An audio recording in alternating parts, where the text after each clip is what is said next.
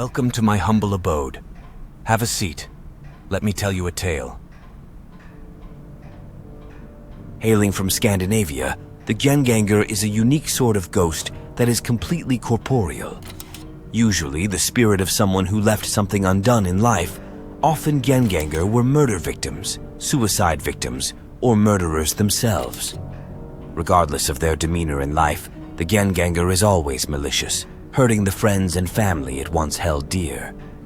A Gengangr could have several reasons to return from the afterlife. Murdered people and their murderers could seldom sleep peacefully in their graves. People who had committed suicide often came back as Gengangere. At other times, people came back from the grave because they had left something undone. Most often, they needed someone to help them do this before they could finally be at peace. Unlike most ghosts, the Gengangr can do more than simply frighten a person.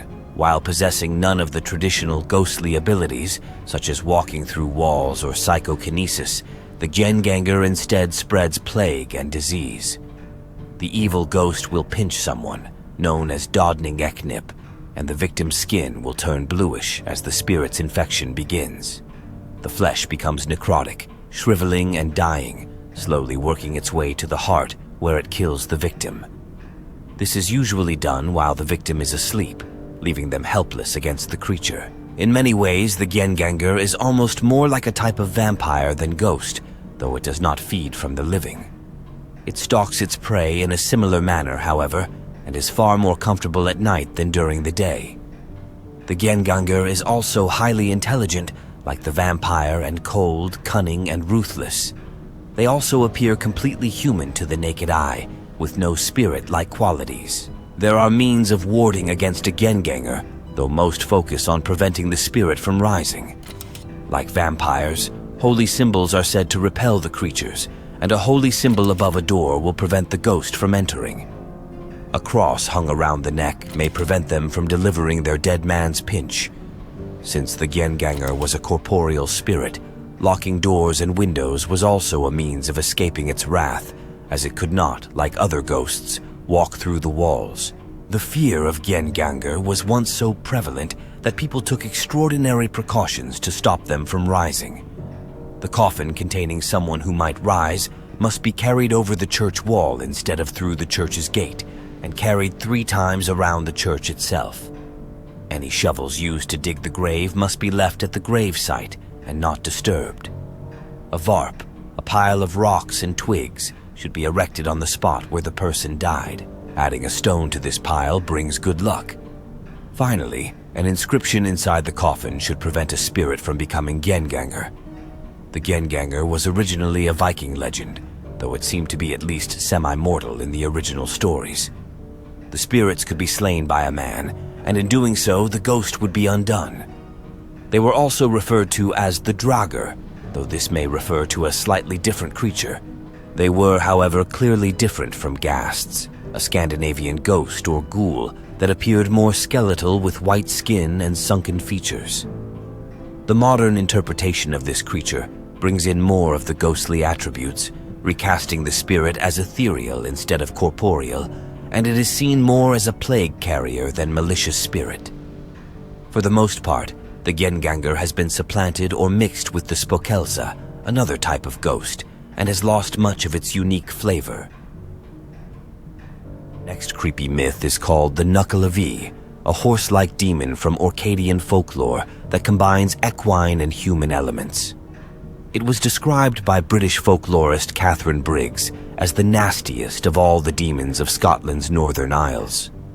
The nuckelavee's breath was thought to wilt crops and sicken livestock, and the creature was held responsible for droughts and epidemics on land, despite being predominantly a sea dweller. A graphic description of the nuckelavee as it appears on land was given by an islander who claimed to have had a confrontation with it, but accounts describing the details of the creature's appearance are inconsistent. In common with many other sea monsters, it is unable to tolerate fresh water, therefore, those it is pursuing have only to cross a river or stream to be rid of it.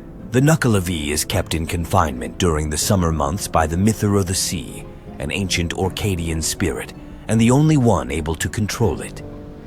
Orcadian folklore had a strong Scandinavian influence, and it may be that the nuckelavee is a composite of a water horse from Celtic mythology and a creature imported by the Norsemen.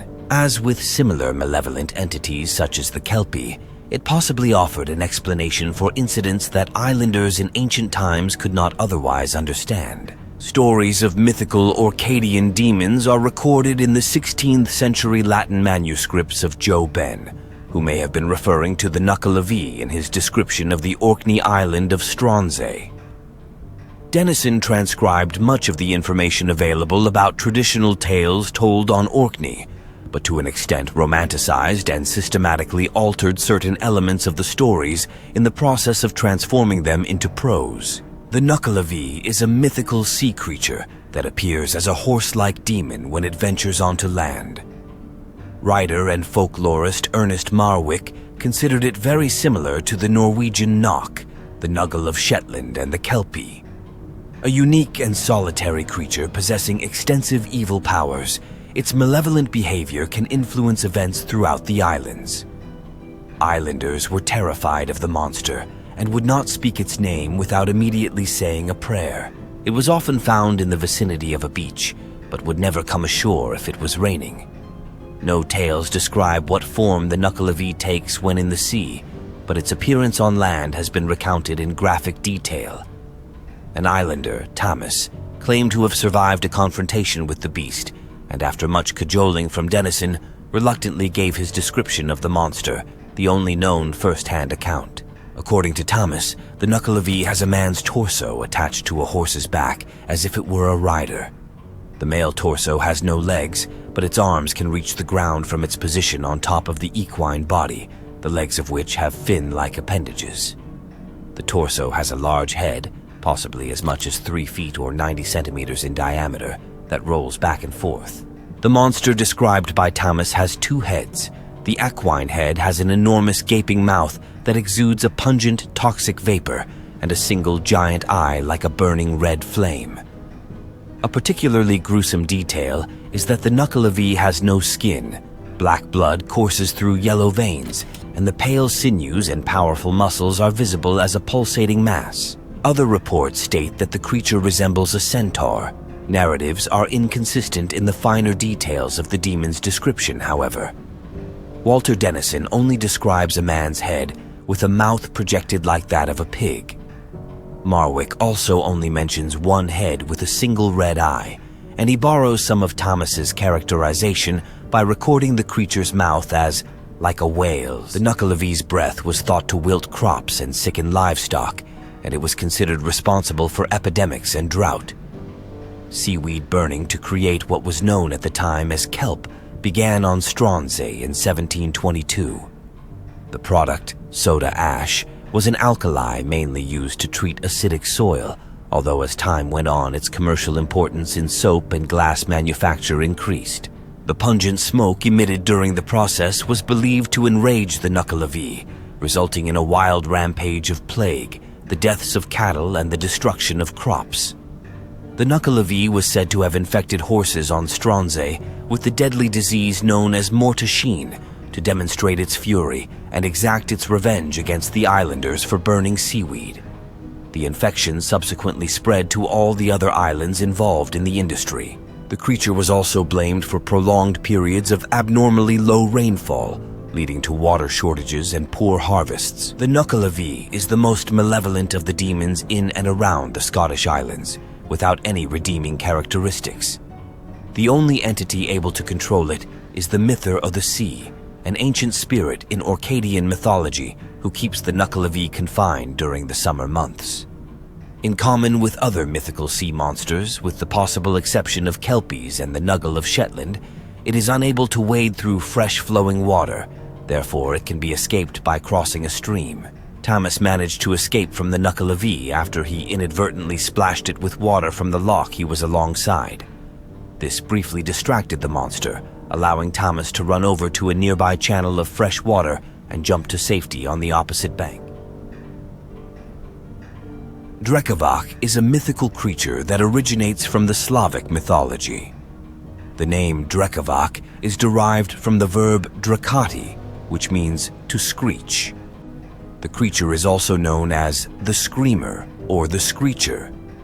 The Slavic people believed that the Drekavac was a supernatural being that haunted graveyards and other desolate places.